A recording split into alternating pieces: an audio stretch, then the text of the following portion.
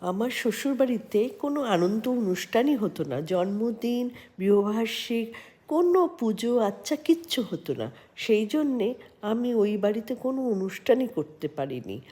এবং ছোটোখাটো যে আমার বউভাত বা ছেলেদের অন্নপ্রাশন হয়েছে, সেখানে খুব ছোট্টভাবেই হয়েছে ঠিকই, কিন্তু তার সঙ্গে কোনো আনন্দও ছিল না। যেন দুঃখের একটা পরিবেশ। সেই জন্যে আমি খুব দুঃখ পেতাম, কেন আমি তো ছোটোবেলার থেকে আনন্দ অনুষ্ঠান দেখেই বড় হয়েছি। যখন বিদেশে আসলাম, আমি প্রচণ্ড বড় করে জন্মদিন, বিবাহবার্ষিক সব করতে আরম্ভ করলাম এবং বিবাহবার্ষিকে কোথাও না কোথাও ঘুরতে চলে যেতাম।